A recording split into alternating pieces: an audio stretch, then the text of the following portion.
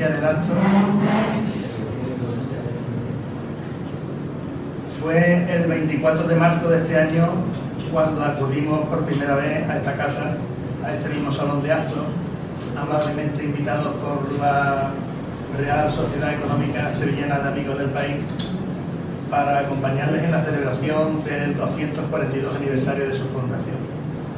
Nuevamente le damos las gracias por acogernos en este acto. Casualmente, esa misma mañana quedé citado cerca de la universidad con el conferenciante que hoy presentamos. Era también nuestro primer contacto.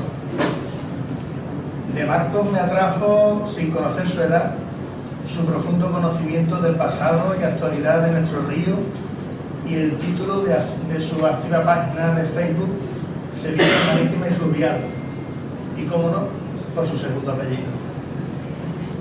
En nuestra conversación creo que nos examinamos ambos, pues ni yo sabía nada de él, ni él de mí, ni del Ateneo. Nos confesamos nuestra común curiosidad por la historia y actualidad de nuestro río Guadalquivir, él por sus estudios de historia y yo por mi pasado profesional como transitario internacional. Le transmití que tuve la suerte de conocer a su abuelo y el honor y placer de trabajar con él en el montaje y transporte de exposiciones temporales, casi todas en su etapa de director de la Fundación Focus Apicoa de 1989 a 2003.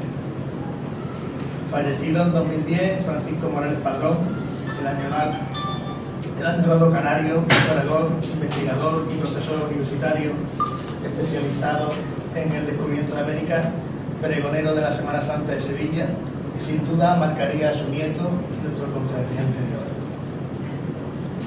Marcos Pacheco Morales Padrón es sevillano, nacido en el mítico año 1992.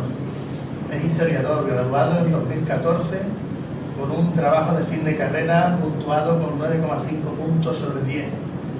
Máster en Estudios Americanos en el itinerario de Historia, con prácticas en el Archivo General de Indias, ambos por la Universidad de Sevilla. A fecha de hoy ha asistido a diversas jornadas y seminarios de ampliación de estudios en los que se advierte su destacado interés por los temas relacionados con la historia de nuestro río. Conocedor de la historia de Sevilla, tiene experiencia como guía turístico con varias empresas realizando rutas en español e inglés. Es articulista en el diario ABC, en su sección Sevilla Insólita, colaborador del programa Toda una Amalgama de Radio Giralda, asesor histórico sobre el río Guadalquivir y puerto de Sevilla, siglo XVI, para la productora Atípica Film y la serie de Movistar Plus La Peste, dirigida por Alberto Rodríguez. Ha sido entrevistado o ha tenido apariciones mediáticas en los informativos de Canal Sur Andalucía, en el ABC de Sevilla, en el Diario de Sevilla, en el Correo de Andalucía, en el programa de radio Aula Abierta de la Universidad de Sevilla, en el programa Estilo Sevilla de Sevilla Fútbol Club Radio, en los informativos de La Sexta, en el programa de radio Campus Universitario San Isidoro Oceanes de COPE Sevilla, en el programa digital Villa Cero de la Universidad Loyola de Andalucía. En octubre de 2016 participó en el 22 Coloquio de Historia Canario-Americana organizado por la Casa Colón y la Diputación de Las Palmas de Gran Canaria con el tema El puerto de los Austrias, las carencias portuarias de la Sevilla Americana, 1503-1717. En enero de este año disertó en las terceras jornadas de vísperas de la Mar Redonda ante el quinto centenario de la primera vuelta al mundo, organizada por el Real Circo de Labradores, con una conferencia titulada El río Guadalquivir ante la primera vuelta al mundo, partida y regreso desde sus orillas. Debió ser una experiencia especialmente emotiva pronunciar el discurso para el homenaje y descubrimiento del busto dedicado a su abuelo, el historiador y americanista Francisco Morales Padrón, en el Archivo General de Indias en marzo de 2015. Me llama la atención su artículo científico Proyectos de sondeo, limpieza y dragado del río Guadalquivir, siglos XVII y XVIII, en Americanía, revistas de estudios latinoamericanos de la Universidad de la Vida de Sevilla. Han pasado han pasado más de 3 siglos y aún seguimos hablando del dragado del río Guadalquivir. Además de las colaboraciones con la prensa, es autor de otros artículos de actualidad y principalmente de temas relacionados con nuestro río, en revistas digitales, Actualidad Marítima y Portuaria, Spanish Port, Canary Ports, Lauscher Global, 20 pies, puertos, navieras y transporte marítimo, diario del puerto, rotación. Gran aficionado a la fotografía, dispone de una impresionante colección particular. Es propietario de un magnífico dron que me gustaría ver en funcionamiento, con el que realiza fotografías verdaderamente espectaculares con perspectivas inéditas del Guadalquivir o de travesías de buques por el río.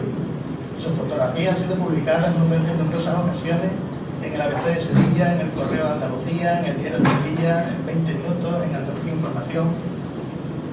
Es creador en 2012 y administrador de la página Sevilla Insólita en las redes sociales Facebook, Twitter y Blogger, donde a fecha de hoy suman un total de más de 150.000 seguidores. Y creador en abril de 2016 y administrador de la página Sevilla Marítima y Fluvial en la red social Facebook, donde a fecha de hoy suma un total de 3.635 seguidores, entre los que me encuentro. Como pueden ver, de nuevo traemos a esta mesa a un joven talento, preparado, con experiencia, inquieto, activo y al que le pronosticamos en esta competitiva y difícil sociedad un futuro exitoso. O al menos es lo que le deseamos con todo corazón. Marcos, te escuchamos con atención. Muchas gracias. En primer lugar, pues al Ateneo Hispalense Iberoamericano, su presidente aquí a mi lado, y por supuesto a la Real Sociedad Económica Sevillana de Vinos del País, que es la sociedad que nos ha cedido el local para esta conferencia que voy a pronunciar. La verdad, he sido yo quien te ha juntado, ¿no? Te he entregado el currículum, pero es curioso cuando uno lo lee, o cuando una persona ajena al propio redactante lo lee, la verdad es que uno tiene muchas cosas, pero no me voy a dar cuenta. Bueno, vamos a empezar hoy con este tema tan interesante y que muy poca gente sabe, por lo menos profundizado, ¿no? Más allá de los típicos temas de San Fernando, ¿no? y todas las leyendas que envuelven a la conquista de la ciudad. Pero para empezar esta conferencia tenemos que analizar una serie de problemas que vamos a tener a lo largo de esta exposición. La primera es la escasez de fuentes primarias, porque bueno, nos encontramos en la Edad Media, la utilización del pergamino y el papel todavía no está tan avanzado como en la Edad Moderna, ¿no? Y en la actualidad, ¿no? La administración no se encuentra desarrollada, todavía pues, no hay la suficiente, digamos, difusión del documento escrito. Por lo tanto, hay muchas cifras que no vamos a poder cerciorar al 100%, sobre todo en los temas referentes al recuento de unidades, ¿no? De las tropas que participaron en las campañas. La segunda de estos problemas que antes comentaba, ¿no?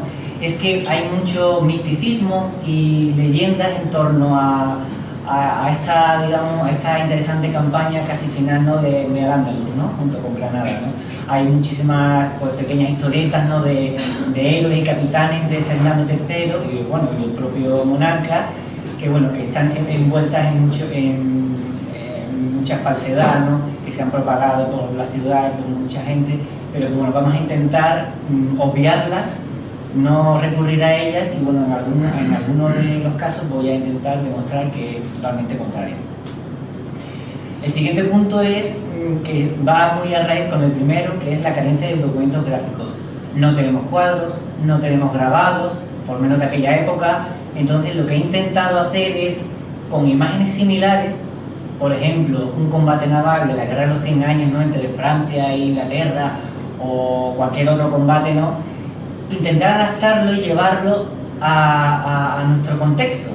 Yo le explicaré las diferencias que pueden existir entre una imagen de ese lugar y el que estamos tratando. Y por último, también muy en relación con el segundo, casi repetitivo, ¿no? Distinguir entre qué es lo que de verdad ocurrió y cuáles son las suposiciones. Y entremos en el contexto, ¿no? Un poco los antecedentes a por qué Fernando III de Castilla y León quiere tomar Sevilla. Primero, si ustedes recuerdan, un poco refrescando las nociones del colegio, la batalla de las Navas de Tolosa es una de las más importantes que ocurrieron en la península ibérica durante la dominación islámica. En ella los monarcas cristianos, todos excepto el de Navarra, incluso el de Portugal, participó, y consiguieron por lo menos espantar, ¿no?, al ejército almohade, pero no del todo derrotarlo. Pero este impacto moral hace que las ciudades de Al-Ándalus se vean inmersas en una desintegración. Surgen los terceros reinos de taifas. Les voy a comentar qué son los reinos de taifas. Los primeros reinos de taifas surgieron cuando el emirato se desintegró. Es decir, cuando el poder reinante se ve envuelto en conspiraciones, guerras civiles, bueno, y todo lo que ello conlleva, surgen reyezuelos, ¿no?, por digámoslo de alguna manera, en las principales ciudades o marcas territoriales que se autodenominan reyes del territorio que tenían que gobernar. Entonces, en este tercero, la más potente que surge, evidentemente, es la de Sevilla, por segunda vez. Las primeras taifas fue igualmente Sevilla con Al-Mutamid, el rey poeta. La segunda fue cuando desapareció el imperio almorávide y vino el almohade. Y en esta tercera es precisamente cuando pues, desaparece el almohade y surgen estos reinos. ¿Qué pasa? Que los cristianos, tras la batalla de las Navas de Tolosa, ya se están asomando a Al-Ándalus desde Despeñaperros y ya quieren planear la toma del Valle de Guadalquivir. Primero lo van a hacer con Córdoba y luego con Jaén. Van a practicar una serie de maniobras militares que luego pondrán en práctica más sabiamente y perfeccionadas con la toma de Sevilla. Vemos que las dos ciudades han resistido más o menos un largo asedio, en especial Jaén, que tiene más antecedentes con Sevilla, porque ambas van a sufrir, por una parte, una primera etapa de escaramuzas en torno a la ciudad y una segunda de bloqueo. Yo soy reticente a los PowerPoint con muchas letras, pero necesitaba que esta diapositiva tuviera para explicaros cuáles son los pros y los contras de cada combatiente.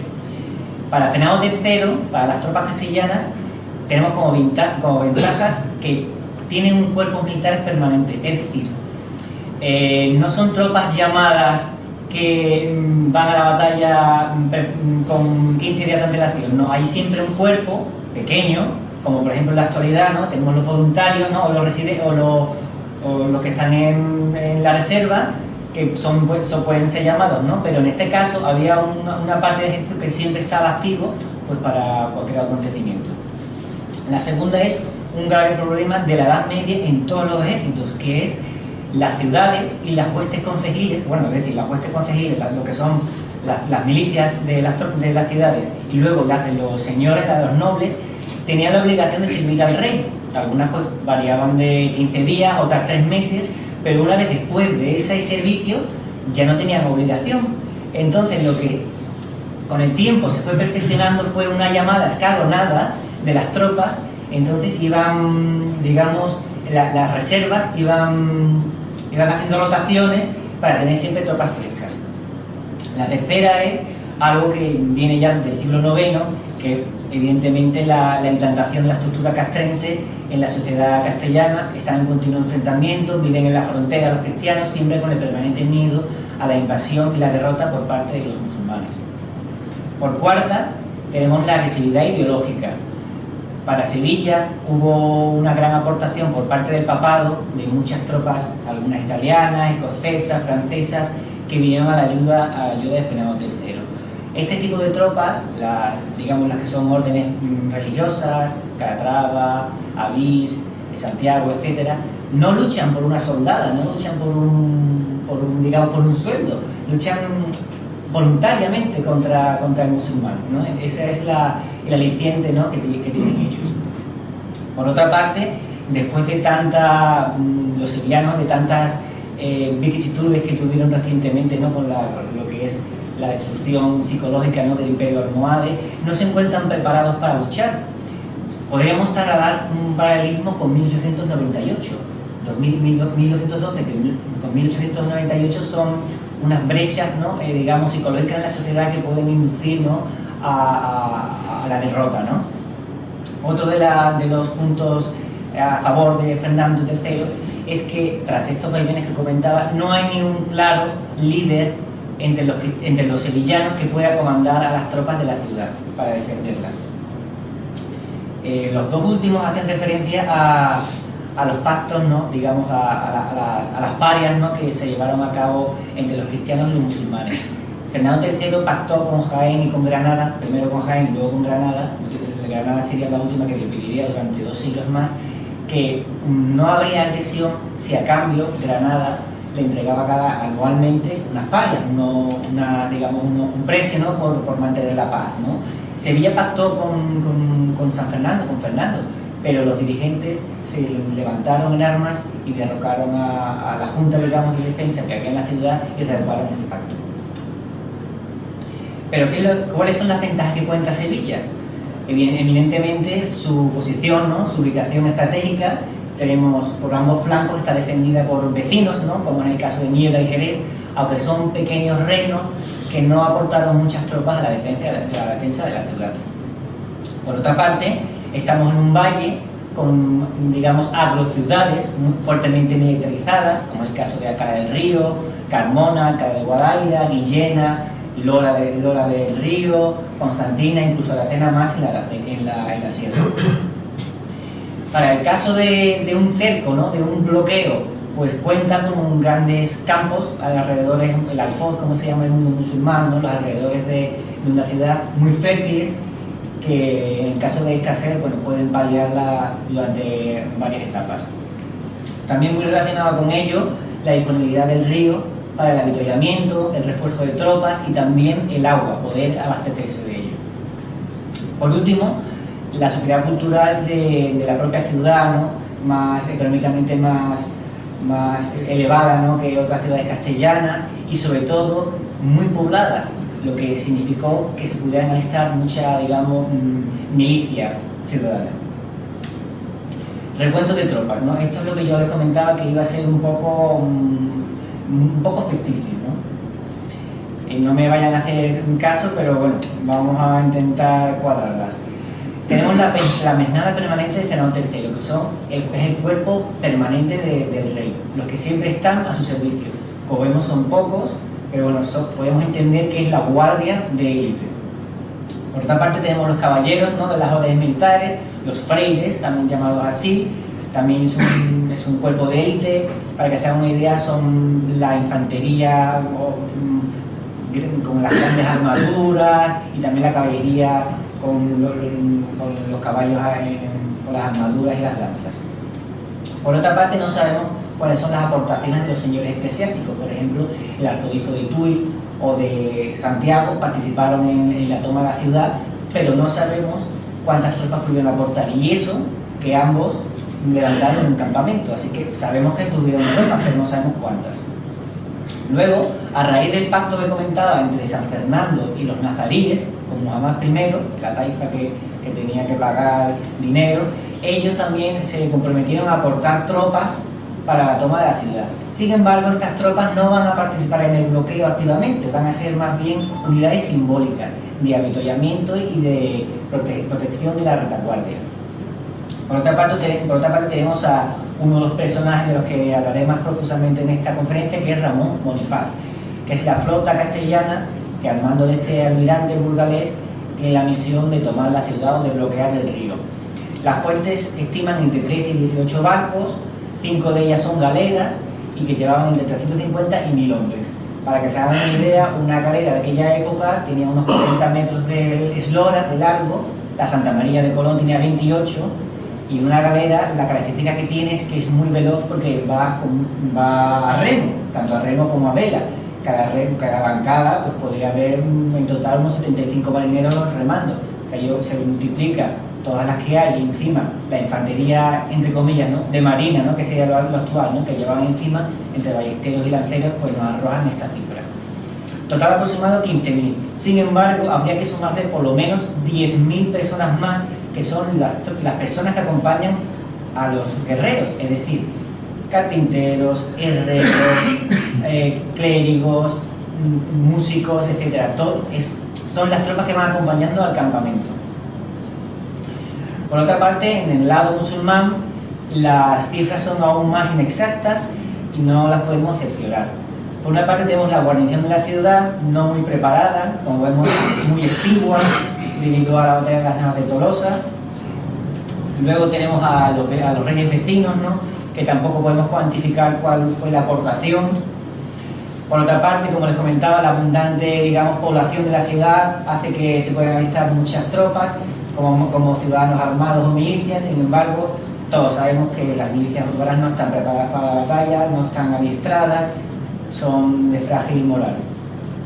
Por otro lado tenemos la flota de Abu Qabi. Los hispalenses, ¿no?, los de Isbilia, también contaban con una flota, además reforzada con tropas de Ceuta y de Túnez, que luego ya hablaremos de ellas. Y por último tenemos todas esas tropas, ¿no?, todos esos pequeños ejércitos de las poblaciones circundantes, de Villena, Cara del Río, Carmona, que cuando van tomando esas ciudades, poco a poco se van replegando hacia la capital. En total podemos estimar unos 35.000. En aquellos momentos la ciudad rondaría los 70.000 habitantes. Uno de los puntos importantes de la conferencia, aparte de la campaña, es qué defensas contaba con la ciudad. Muchas de ellas, afortunadamente, nos han llegado intactas hoy en día, la gran mayoría, por desgracia, no. Por un lado tenemos la torre albarrana de Buri al-Dabah, que es la que conocemos hoy en día como la Torre del Oro. En realidad se construyó en solo un año, pero los dos cuerpos superiores que se ven actualmente son añadidos del siglo XIV y del XVIII. Se construyó en 1220-1221 y, como vemos, es una torre muy similar a la Torre de Malmuerta en Córdoba. Hay varias torres de albarrana en la península ibérica. Por ejemplo, en Tarifa también hay otra, y en Badajoz, en la Alcazaba, la de Espantaperros, creo que se llama. Son unas torres que están exentas de la cerca, digamos, del perímetro defensivo de la ciudad, pero que quedan unidas a ella por una coracha. Una coracha es como un lienzo de muralla que la une, digamos, a la parte más poderosa de la ciudad. En este caso, el nuestro es el Alcázar. Esta coracha iría actualmente por la calle Santander, Santo Tomás, hasta llegar a la Puerta del León. Este tema me hace mucha gracia porque es todo lo referente a la cadena, ¿no?, la supuesta cadena que tenía la Torre del Oro. Luego veremos que no tenía cadena, sino la cadena que de verdad existía era el puente de Barcas. Pero bueno, ha habido algunas publicaciones que han querido reconstruirla. Por ejemplo, la que tenemos a la derecha es de un libro que se llama Sevilla 1212. La imagen es una recreación muy bonita de lo que es el asalto cristiano por el río. Y vemos a la torre en medio del río, que no era así, y tres galeras que están rompiendo una cadena unida a otra torre en el lado de Triana. Es curioso porque en la altura del restaurante Abades estaba la antigua calle Fortaleza, que mucha gente piensa que es porque había otra torre paralela, digamos, enfrente de la Torre del Oro, que cerraban el paso por el río. Pero en realidad no tiene nada que ver, sino era por una pequeña torre de aviso que había. Hay muchos paralelismos entre esta leyenda, ¿no?, de la Torre del Oro y la cadena con el Cuerno de Oro de Estambul, porque allí también, solo 10 años antes, fue rota la cadena que defendía el puerto, fue rota por los venecianos con un gran ariete. Y he encontrado mucha similitud entre ambas porque, bueno, pues, más que nada cronológicamente y por el sistema defensivo de ambas ciudades. El sistema, pues, es muy fácil. Cuando se acercaban barcos enemigos, la cadena, digamos, que rectaba del fondo marino y se tensaba para que no pudieran pasar ningún barco. Aquí vemos algunas de esas representaciones, ¿no?, del barco, ¿no?, rompiendo la cadena. En este caso está unida al puente, pero aparece al lado de la Torre del Oro. Hay mucha confusión, ¿no?, sobre esta historia. La historiografía no se pone de acuerdo, pero bueno, todo al final se ha demostrado que es solo el puente de Barcas, que luego hablaremos. Sí que ha habido un caso de cadena en España, que está en Ferrol. Para defender la entrada, sí se levantó una vez durante la Guerra de Sucesión Española para evitar que la Armada anglo-holandesa pudiera entrar en la ciudad. Si ven a la derecha, aquí ven las ranuras, ¿no?, los enganches de lo que sigue la cadena en el fuerte de San Felipe. Servían para, evidentemente, cerrar la bocana del puerto. Otro sistema defensivo de la ciudad que siempre pasa muy desapercibido son las torres de aviso o las torres, digamos, de almenara que circundaban a la ciudad. Tenemos por un lado a la izquierda la Torre de Dos Hermanas, que recientemente va a ser restaurada. En medio tenemos la Torre Blanca, que se encuentra junto a las 3.000 viviendas en el barrio de la Guadaira, en el Parque de Guadaira. sigue estando abandonada. Y por último, a la derecha, la Torre de San Antonio, que está entre las localidades de Olivares y Gerena. Muy poca gente, la verdad, las conoce. En especial, bueno, la del medio, si alguien practica deporte por la zona o va hacia la Universidad Pablo Olavide, la habrá visto. Luego tenemos otra fortaleza que no pertenece a la ciudad, pero que se encuentra muy cerca y que tuvo un papel muy destacado en esta campaña, que es la fortaleza de San Juan de Alfarache. Afortunadamente se han conservado muchos lienzos de muralla de ella, pero bueno, como se ha construido encima una barriada en los años 40, ya poco puede vislumbrarse de ello. Este grabado viene del primer atlas que se hizo sobre las ciudades europeas en el siglo XVI. Aquí vemos una imagen de 1902 del camino hacia Coria, Gelbes y Puebla, hacia la izquierda, y vemos lo que son las torres, ¿no?, de la fortaleza erigidas sobre el cerro. Aquí vemos otras imágenes, como veis, estaba muy cerca del río y podía controlar fácilmente el acceso a la ciudad. Su posición predominante sobre lo que es el valle, ¿no?, o la vega, ¿no?, la vega de Triana, fue determinante para evitar que las tropas de Fernando III pudieran alcanzar con facilidad la ciudad.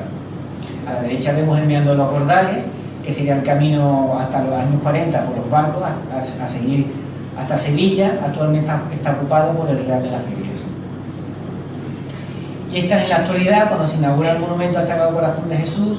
Como ven, a la izquierda se ven claramente las murallas, a la izquierda ya se ha edificado la barriada, y a la derecha ya ven una imagen actual de lo que es la fortaleza, algunos de los lienzos que se han conservado. También tenemos el castillo de Gavir, en aquella época, luego el castillo de San Jorge de la Inquisición. Apenas se han conservado restos, hoy en día es un centro de interpretación, la parte baja. La parte de arriba está el mercado de abastos del barrio de Triana.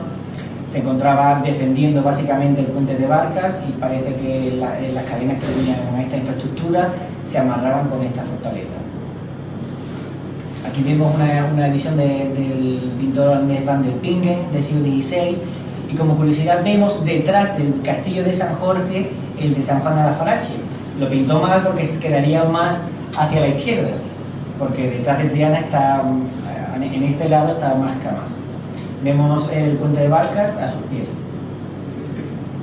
Luego tenemos las murallas de la ciudad. Solo nos han conservado el trozo entre la puerta de Carmona y la de la Macarena.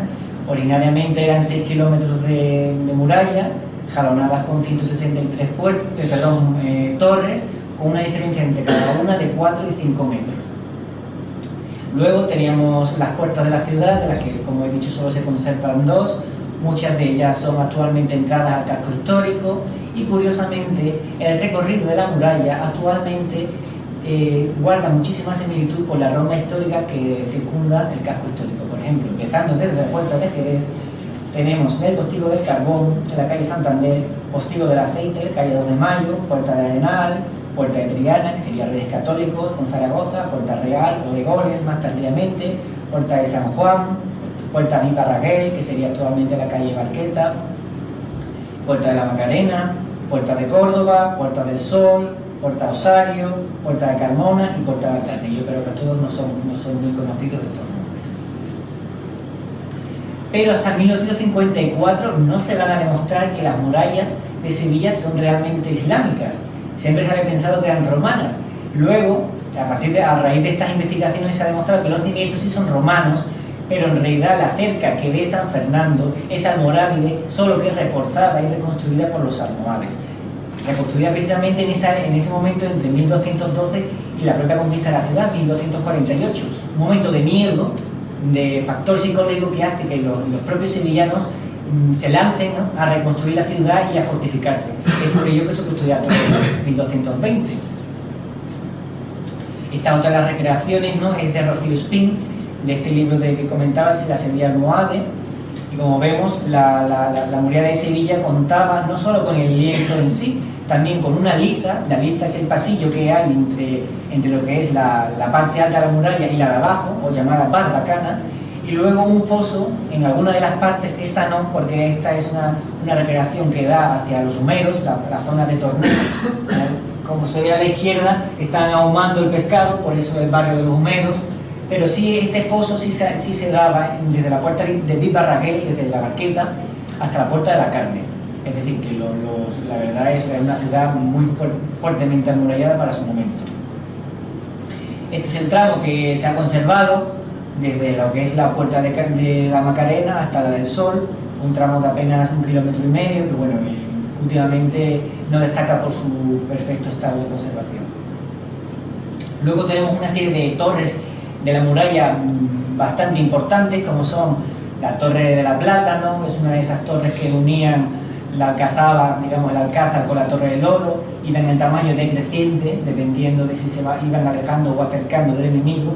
En este sentido quiero explicarles que la Torre del Oro tiene 12 lados, la Torre del Bate tiene 8, seguidamente está la Torre de Abdelaziz, que tiene 6, y la Torre de Santo Tomás, que tiene 4. Es decir, cuanto más se alejaba uno de lo que es el recinto murallado de la ciudad, más lados tenía la torre para poder abarcar una mayor defensa.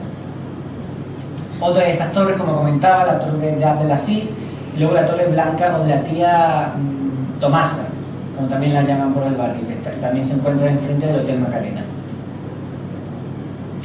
Esta es la Puerta de Córdoba, que todavía no se encuentra visitable, donde dicen que falleció el rey visigodo Hermenegildo.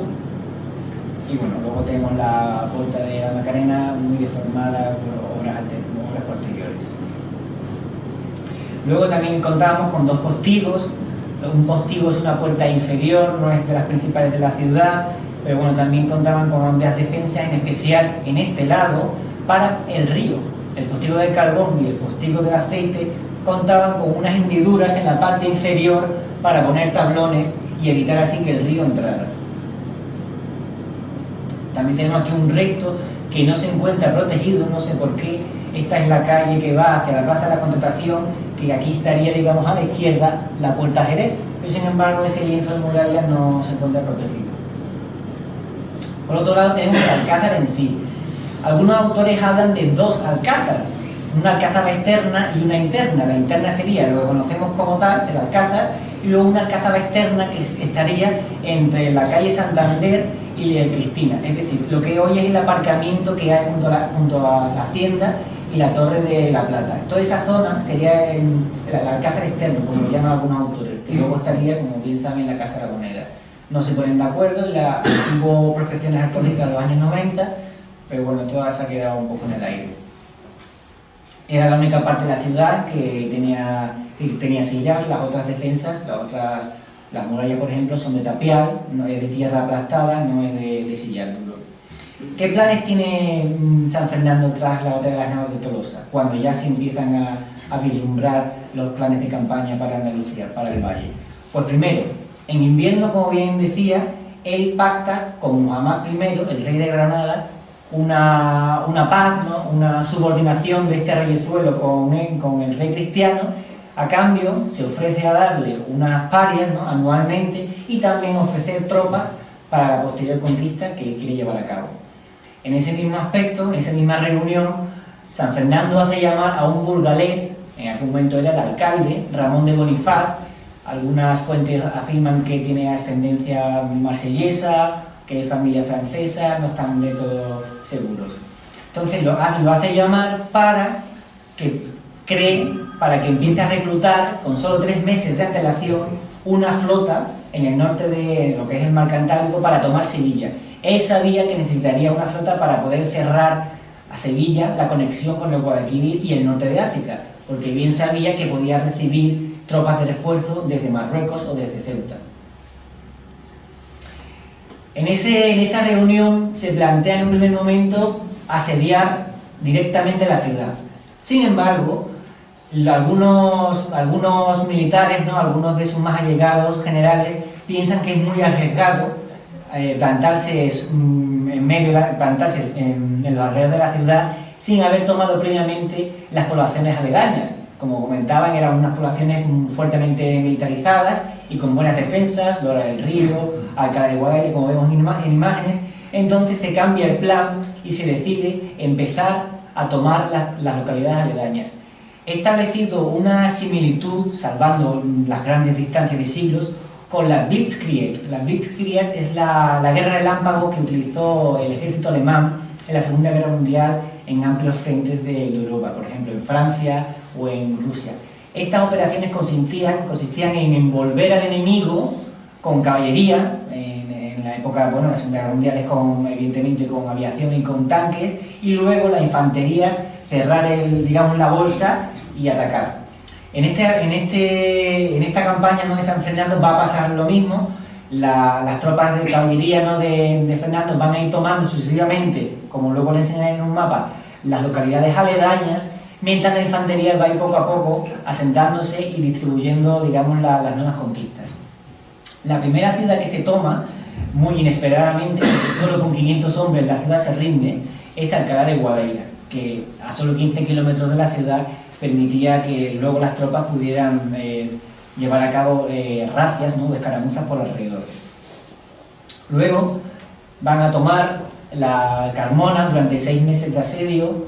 Aquí vemos la alcazaba, ¿no?, de la Puerta Sevilla, que tras la toma de esta ciudad va a permitir que por el norte San Fernando pueda ir tomando las localidades de Gerena, Alcalá del Río o Villena, como vamos a ver ahora. Tras la toma de Carmona, las poblaciones de la sierra se rinden sin levantar armas. El castillo de Constantina y de la Reina, ya en Extremadura. El de Gerena también va a ofrecer resistencia junto con el de Villena, Cantillana y Alcalá del Río. No he puesto imágenes de estas últimas localidades porque ya no conservan apenas elementos, ¿no?, de esas fortificaciones. Aquí se puede vislumbrar un poco, aunque con poca claridad, ¿no?, lo que era antiguamente. También este es el de Lora, caerá entre abril y julio, como el resto. Aquí tenemos una imagen de lo que comentaba, ¿no?, de esa operación para envolver, ¿no?, para cortar las conexiones de la ciudad con el exterior. Primero en morado, ¿no?, vemos, como les comentaba, que toman Alcalá de Guadaira, luego pasan a la orilla de enfrente. Al año siguiente, Carmona, tras 6 meses de asedio, y por el norte van a ir envolviendo la ciudad con Gerena, Villena y Alcalá, y ya vamos a ver ahora en 1248 lo que es propiamente el cerco o el bloqueo a la urbe. Pero mientras estas operaciones de caballería, ¿no?, rápidas se desarrollan, Bonifaz ya ha llegado a la desembocadura del Guadalquivir, y allí le espera la flota sevillana, que ha sido reforzada con tropas del sultán de Túnez y de Ceuta. Precisamente Ceuta, el emir de Ceuta, es un sevillano que va a apoyar la causa de Sevilla. He puesto aquí, como les comentaba anteriormente, unas imágenes que no tienen nada que ver con las actuaciones que se llevaron frente al coto de Doñana. A la derecha vemos una pequeña miniatura de la Guerra de los 100 años, nos sirve un poco para ilustrar cómo son aquellos combates navales, ¿no?, en el que se avaloaban las embarcaciones, y a la izquierda, muy sabiamente, lo que ocurrirá. Las tropas musulmanas, ¿no?, de este sultán de Túnez, ellos van embarcados en galeas o galeras, ¿no?, embarcaciones rápidas, muy propias del Mediterráneo. Sin embargo, los castellanos, para el mar del norte, para el mar Cantábrico, utilizan grandes ya carracas, ¿no?, y naos, como les comentaba la de Cristóbal Colón, ¿no?, fuertemente armadas, recias, que pueden resistir, ¿no?, más fuertemente, ¿no?, los golpes de una galera. Aquí vemos cómo están acosando 4 o 5 galeras una nao, pues más o menos eso sería lo que ocurriría en Sanlúcar. La flota, como les comentaba, ¿no?, la castellana estaba compuesta por entre 13 y 15 buques, la musulmana por 30. Hundieron 2 y capturaron 5, y el resto pues huyó hacia Sevilla o volvió hacia Tánger, de donde se habían arrestado. ¿Cuáles son los barcos que formaban esta expedición cántabra? Por un lado tenemos las pequeñas galeras, ¿no? Algunos autores dicen que vinieron del Mediterráneo, de la reciente toma de Almería y de Cartagena, que habían sido ayudadas por las genovesas y de Aragón, porque en realidad galeras es muy raro que haya en el Mar del Norte con los temporales. Y por otro lado, como les comentaba, ¿no?, las naos, ¿no?, esas carracas, ¿no?, esos ya buques que van a hacer el tramo, ¿no?, desde el Mediterráneo hasta Flandes, ¿no?, y van a unir tras la liberación del estrecho los dos puntos de Europa. Aquí vemos 2 imágenes, ¿no?, la de la izquierda está tomada por mí, la de la derecha es cuando las réplicas, ¿no?, de las naves de Colón subieron para la Expo. Pueden ilustrarnos muy bien lo que es ese camino, ¿no?, hacia Sevilla, ¿no?, que tardaron casi una semana en llegar, esperando mareas altas, condiciones de vientos reinantes, etc. Ellos van a apostarse en San Juan de Alfarache, próximos al campamento de San Fernando, que se va a instalar en Tablada. ¿Por qué se instalan tabladas? Antes estaba en las zonas alrededor de la Guaira y Torreblanca. Se va a mover su campamento allí porque va a estar menos expuesto a los ataques. Si ustedes recuerdan, bueno, no es difícil recordar, pero el río antes, como les comentaba, iba por la actual Real de la Feria. Entonces ahí ya tenemos una defensa contra la ciudad, es decir, San Fernando no puede ser atacado por la zona de los Remedios. Por el sur está el río Guadaira, o estaba, ¿no? Porque actualmente solo hay un brazo pequeño que desagua frente a Gelbes. Por ese lado tampoco podía ser atacado, y por el izquierdo está Gelbes y el castillo de San Juan con la flota, es decir, solo puede ser atacado por la actual zona que sería los Bermejales, el Heliópolis y la Raza. Aquí vemos otra recreación, ¿no?, de ese campamento de Rocío Espina, que le doy las gracias por haberme mandado estas imágenes espectaculares, ¿no? Sin estas recreaciones pues no tendríamos que echar en mano de mucha imaginación para plantearnos todo este trasiego. ¿Qué va a pasar? Bueno, pues aquí tenemos un mapa, ¿no?, que vemos un poco los movimientos, ¿no? Como les comentaba, ¿no?, el campamento está trasladado a Tablada, en el que puede defenderse por todos sus flancos, gracias al río. Tenemos a la izquierda, ¿no?, en la orilla contraria, lo que será Gelbes. San Fernando despliega allí las tropas de santiaguistas, ¿no?, los fregues, la tropa de élite, para defender a la flota, para que no sean atacadas por los refuerzos de San Juan y de Niebla. Y bueno, luego se ve bastante indefenso, se ve solo, porque como vemos no hay todavía tropas de refuerzo. Está su hijo, Alfonso X, está en Murcia, que la acaba de tomar, y está llamando a las tropas concejiles y a las huestes de los señores. Se están congregando poco a poco en Córdoba, y al año siguiente ya van a estar preparadas. Aquí les traigo otra imagen de esa guerra de los 100 años, pero es bastante curioso porque al fondo parece verse, a ver si me lo deja el ratón, parece aquí la Torre del Oro y la Giralda, el río Guadalquivir, y estas serían las tropas, ¿no?, de Santiago, ¿no?, luchando en las cercanías del castillo de San Juan. Hay que echarle mucha imaginación, pero aquí con esta torre gorda parece que es la Torre del Oro. Aquí vemos otra de esas miniaturas, ¿no?, de las batallas navales, ¿no?, en la guerra de los 100 años. Pero los sevillanos saben que si se bloquea el río, ellos no van a poder avituallarse con tropas de refuerzo del norte de África. Ellos, aunque ya no son parte de ese imperio almohade, sí están bajo la influencia del sultán de Túnez. Ellos enarbolan la bandera negra de este emir. Entonces ellos tienen la esperanza, entre tantas guerras civiles que tenía el norte de Marruecos, ¿no?, todo el emir, que pudieran recibir refuerzos, porque al fin y al cabo las recibieron en esta primera batalla naval que os he comentado antes en Sanlúcar. Entonces ellos van a intentar por todos los medios romper este cerco que ya parece que se está afianzando.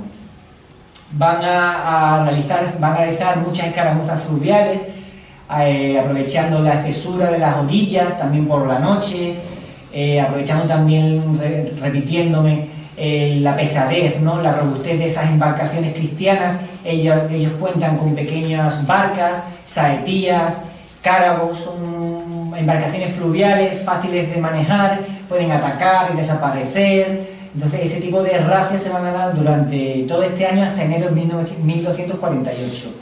En especial, un episodio bastante interesante es la utilización del fuego griego o greguisco. Para que se hagan una idea, es como un primitivo lanzallamas.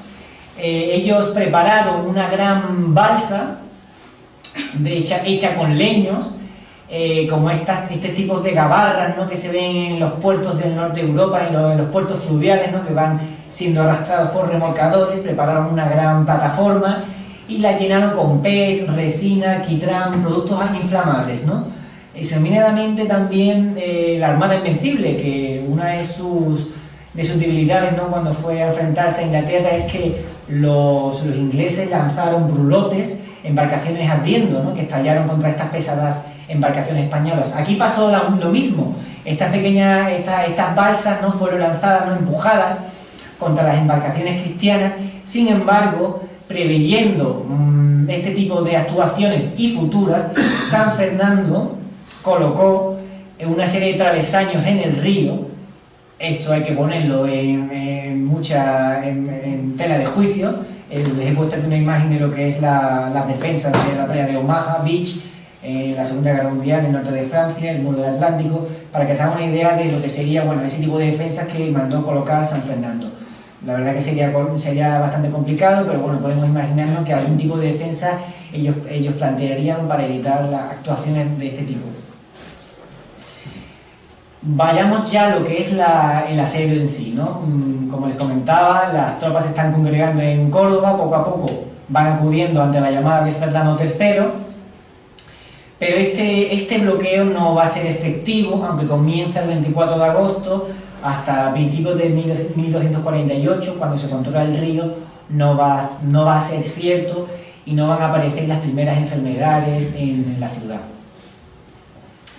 Aquí, como les comentaba, ¿no? Poco a poco van creciendo, van llegando las tropas de su hijo, ¿no? De Alfonso, tras tomar Murcia, tras terminar ese periodo de reclutamiento, ese llamamiento escalonado de las tropas, ¿no? Por 3 meses que se van refrescando, llegan las tropas de arzobispos que les comentaba, y bueno, luego otras autoridades señoriales como Don López de Ari y Gómez de Galicia. Poco a poco se va estrechando ese cerco, como vemos a la derecha, ya se van instalando otros campamentos. San Fernando mueve sus tropas al área de Torreblanca y más hacia el este. Se levantan otros campamentos. Por tamaños vemos la aportación de tropas. La armada de don Ramón Bonifaz sigue haciendo frente a las tropas de San Juan de la Farache y los refuerzos que provengan del reino de Niebla. Pero hay un problema, que uno aquí de los asistentes sabe infinitamente más que yo, que es sobre el puente de Barcas. El puente de Barcas es una infraestructura levantada en el siglo XII que permanece 681 años en activo hasta la construcción del puente de Isabel II de Triana. Es un puente confeccionado por tablas sobre barcas, algunos autores cifran esta cantidad en 13, es una infraestructura muy rústica, podríamos llamar de provisional, pero que estuvo tanto tiempo en Sevilla porque aquí ni los romanos ni los sevillanos del siglo XVII, con toda esa pompa de riqueza que había en la ciudad, pudieron profundizar tanto en el cauce del río como para llegar a un estrato que pudiera ser lo suficientemente sólido para cimentar un puente de sillería.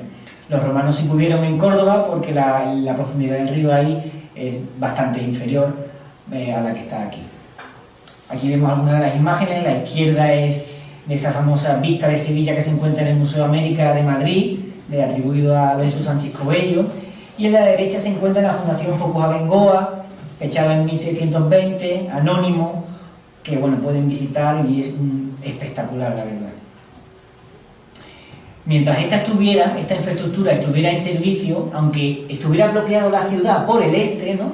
Por esos campamentos que hemos visto levantarse, por la izquierda recibía el avituallamiento de toda la comarca del Aljarafe, que no había sido tomada. No podía ser tomada porque solo estaban las tropas de Santiago, como les comentaba, y la flota, pero el castillo de San Juan de la Farache estaba defendiendo todo lo que es la zona de, bueno, pues San Lucas, Bollullo, que era, bueno, como todos bien saben, es una zona muy fértil que proveía de alimentos a la ciudad.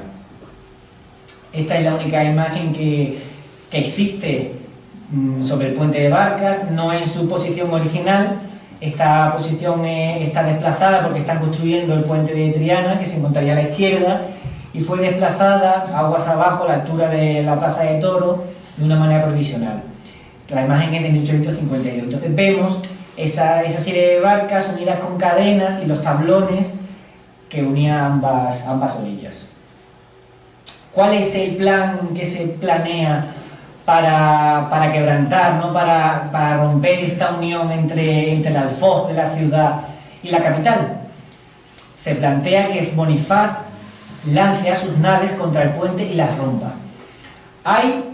He escuchado una proposición muy interesante, porque hubo varios días seguidos que la flota no tuvo ni mareas suficientes ni viento para poder embestir a la ciudad, y se planteó llevar a las naves con troncos engrasados, digamos por La Vega, ¿no? Por lo que es la actual zona de Camas y los polígonos industriales, hasta San Jerónimo, y bajar desde ahí con la flota para embestir a la ciudad. Por eso les he puesto esa imagen, ¿no?, de lo que es una nao. Bueno, ahí en realidad está en un varadero, está en una parada, pero va con unos troncos abajo. Imagínense cómo sería trasladar la flota, ¿no?, arrastrándola. A la izquierda les traigo una imagen del libro de la historia crítica de las Rías de Sevilla, Francisco de Borja Palomo, en el que podríamos describir el trazado de las embarcaciones hacia su destino definitivo, que sería desde el Castillo de San Juan, desde la Loma, pasarían por lo que es hoy el Real de la Feria, el Meandro de los Gordales, todo lo que es Avenidas Flotas de Indias, la Punta de los Remedios con los clubes deportivos y náuticos, Triana y San Fernando, perdón, Isla de los Remedios, hasta llegar finalmente al Puente de Barcas. En la primera nave no lograría romper el puente, pero la segunda, la de Bonifaz, sí. Se hizo el día de la Santa Cruz, el día de Santa Cruz, el 3 de mayo de 1248. La nave que rompió el puente se llama Cárcena, porque fue construido con madera de ese monte. Aquí vemos una ilustración de un atlas ilustrado sobre los mayores asirios de la península ibérica, bastante didáctico, aunque un poco exagerado con el número de barcas que soportan el puente. Aquí vemos a la nave Cárcena invistiendo el puente. Algunas fuentes citan que las proas de estas embarcaciones estaban provistas de algún tipo de revestimiento metálico o de sierra, o reforzado, lastrado con piedras para embestir con mayor fuerza. Podría ser porque el puente estaba unido con fuertes cadenas, pero bueno, no sabemos, a ciencia exacta no lo sabemos. A la derecha tenemos otra recreación de Rocío Espín de lo que sería la embestida de estas embarcaciones contra el puente. En los meses siguientes, tras esta rotura, Sevilla pues va a seguir todavía pudiéndose avituallar con alimentos, porque aunque el puente ha sido destruido, va a haber embarcaciones que van a traspasar pequeñas barcas de pasaje, ¿no?, o estas pequeñas flotillas que contaba Sevilla, van a seguir traspasando avituallamiento, alimentos a la ciudad, o sea que la actuación no va a ser del todo efectiva. Para evitar eso, se va a intentar tomar el castillo de Triana, es decir, cortar de lleno totalmente el abastecimiento de la ciudad por el lado del oeste. Se va a intentar un asalto, va a ser infructuoso porque el castillo de San Jorge estaba fuertemente defendido. Otras actuaciones, por ejemplo, van a ser un desembarco naval en el Arenal, que no fructifera. Aquí, bueno, les traigo una imagen que no tiene nada que ver, pero para que se hagan una idea, ¿no?, también de lo que habría o podría haber sido. A la izquierda esas pequeñas embarcaciones toldadas, ¿no?, del siglo XVI, podemos imaginarnos que serían parecidas, ¿no?, a las de este siglo, ¿no?, pequeños botes yendo y viniendo, llevando gente, alimentos, animales para los sitiados, para evitar, ¿no?, la propagación de enfermedades.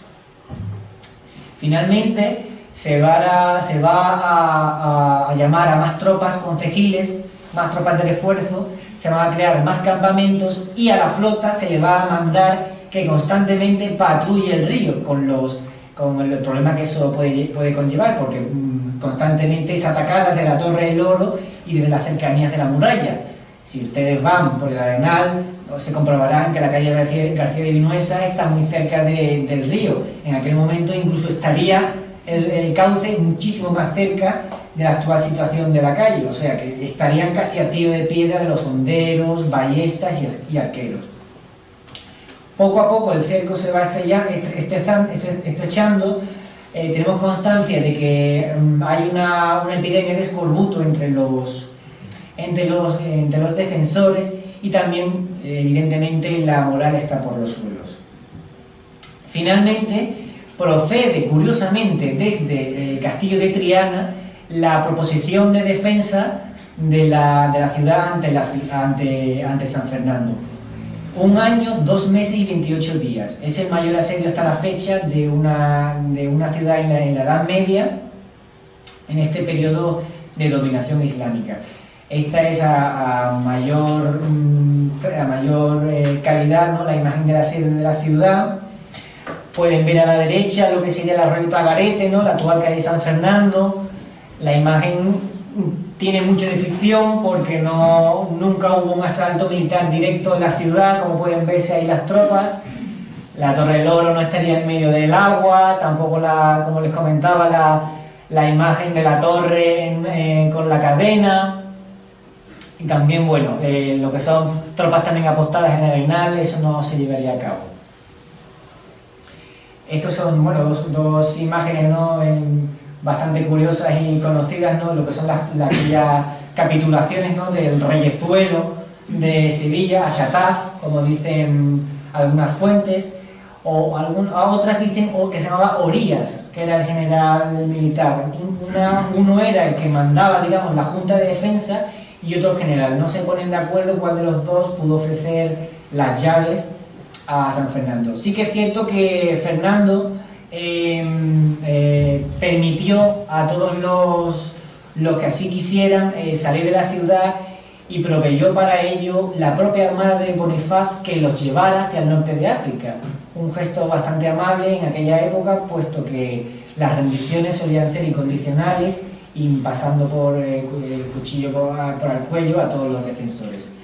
En la imagen que vemos a la derecha es una de las más famosas, pero la de la izquierda se encuentra en la catedral. No he incluido la de Francisco Pacheco, el suegro de Velázquez, porque tenía mala calidad, pero alguno de vosotros puede que les sea más familiar que estas dos. Bueno, finalmente, después de un mes que se le da a los sevillanos, abandonan la ciudad. El 22 de diciembre las tropas de San Fernando entran por la Puerta de Goles, la zona de Plaza de Armas, la Puerta Real, posterior Puerta Real, ondeando el pendón en la torre de Abdelaziz, la que se encuentra en la esquina de calle Santo Tomás con Santander y la Constitución. La imagen que les traigo es una secuencia del rodaje de la película El Reino de los Cielos de Ridley Scott, que tuvo lugar algunas partes en el Alcázar. Me ha costado trabajo encontrar esta frase, pero merece la pena reproducirla porque es preciosa. En palabras del poeta rondeño Abu al-Bakr, ¿puede tener patria el género humano después de haber perdido Sevilla? Aquella pérdida fue un gran golpe psicológico para los reinos restantes del Al-Ándalus. Quedaban Niebla, Jerez, el de Trebujena, los Arcos, algunos reinos de Vélez de Málaga y por supuesto de Granada, que permanecería incoluble hasta 1492, pero ello significó al final la desintegración de lo que en el 711 los musulmanes habían llegado a conseguir. A la derecha adjunto una imagen anacrónica de la expulsión de los judíos, pero bueno, para que se hagan una idea de lo que pudo ser la expulsión de muchos de los habitantes de la ciudad. Algunas fuentes, Luis de Peraza, un historiador del siglo XVI, cifra en 40.000 las personas que abandonaron la ciudad. No podemos cerciorar que sean tantas, muchas de ellas se quedaron, pero sí tenemos constancia de algunos notables personajes que sí que fallecieron en la ciudad, caídes, jueces, ¿no?, y gobernantes, antiguos gobernantes y poetas que fallecieron en la ciudad. Como recompensa a la actuación de los marineros cántabros, Fernando III y su hijo dispusieron que estas localidades del norte de España tuvieran varias exenciones fiscales o privilegios, por ejemplo, que no pagaran el portazgo, es decir, los impuestos que pagaban las mercancías al entrar en la ciudad, o construcciones, por ejemplo, a Laredo se le dotó de un muelle y la ampliación de la iglesia de Santa María de la Anunciación, y algunas de ellas le fueron concedidas escudos en las que se podía ver la participación de estas naves en la toma de Sevilla. Ciertamente hay una confusión con estos escudos porque representan a esta supuesta cadena que les comentaba de la Torre del Oro. En realidad, no, como les decía, la cadena unía las barcas del puente trianero, no dos fortalezas como puede apreciarse más claramente en la izquierda. Pero bueno, así se ha quedado en la historiografía y en estos escudos, y cuando uno viaja a estas localidades pues puede ver una parte de Sevilla allí. También en la bandera de Cantabria, de la comunidad, aparece la Torre del Oro. Esta curiosidad no tenía ni idea, llegué ayer gracias a a un seguidor de la página, en las llaves de la ciudad, cuya copia fue realizada por Marmolejo, puede verse la participación de las naves también en la parte superior, los dos tipos de naves, galeras y las naos. No tienen idea, la verdad. Abajo puede verse el león y el castillo, y es un detalle que me acercaré a ver en el tesoro de la catedral porque sin duda llama mucho la atención. Luego, esta también es una curiosidad de algunos que hayan viajado a Laredo, podrán haberse dado cuenta. Esta es la iglesia de la Santa María de la Anunciación, como he comentado antes. En una de sus naves, en la nave de Belén, los marineros de esta localidad se llevaron 7 metros de esa cadena que rompieron del puente de Triana. Me recuerda mucho a aquellos jugadores de baloncesto que cuando hacen un gran partido o a los de fútbol se llevan el balón. Como recuerdo, pues estos marineros se llevaron este pedazo de cadena, que actualmente, por cierto, está siendo investigada por la Universidad Complutense de Madrid para ver si realmente la datación es de esta época, porque según los libros de registros de Laredo son del siglo XIV. También contarles que hace una semana y media o 2 semanas, Laredo se ha hermanado con la ciudad de Sevilla a raíz de este hecho histórico, y este exvoto que podemos ver en la iglesia pues muestra la nave, ¿no? Una nave rompiendo, bueno, sobre estas cadenas como en memoria de esta actuación. El barco evidentemente se corresponde con los del siglo XIII. A la derecha he encontrado una imagen de otro puente de barca existente en España, en este caso en Cullera, Valencia, y podemos ver claramente esas cadenas, ¿no?, que unían a los botes. Podemos imaginar cómo serían las que unían al puente de Triana. Otra curiosidad es que en el monumento ecuestre de San Fernando, en la Plaza Nueva podemos ver en cada lado aquellos personajes que tuvieron más actuación en esta campaña. Pelay Correa, por ejemplo, que por cierto que se llamaba Correa porque en un asedio tuvo que alimentarse de correa, de cuero, porque no tenía nada para comer. Y en otro de sus lados, junto a Alfonso X, está, y a García Pérez de Vargas, está el propio almirante Ramón de Bonifaz, que sostiene en uno de sus lados las cadenas precisamente del puente. Finalmente, después de la toma de Sevilla, esta va a ser convertida en el apostadero de la flota castellana, precursora de lo que hoy conocemos como Armada Española, y va a servir como punto de detonamiento para las operaciones que Alfonso X va a proyectar en el estrecho de Gibraltar contra los benimerines, es decir, la liberación de este paso para potenciar el comercio entre el Mediterráneo y Flandes y todo lo que conlleva el Mar del Norte. Desde entonces Sevilla se encontrará fuertemente ligada a la Corona de Castilla, convirtiéndose en la mayor urbe portuaria y comercial del reino, hasta, como bien sabemos, el traslado de la Casa de la Contratación a Cádiz entre más o menos 1680 y 1717, en el que, bueno, pues Sevilla ya pierde esa hegemonía que había alcanzado desde la Baja Edad Media. Muchas gracias.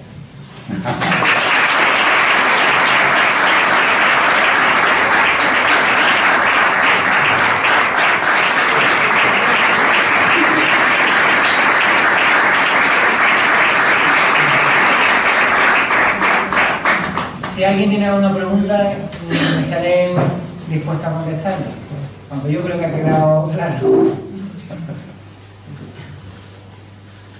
Yo que tengo una pregunta.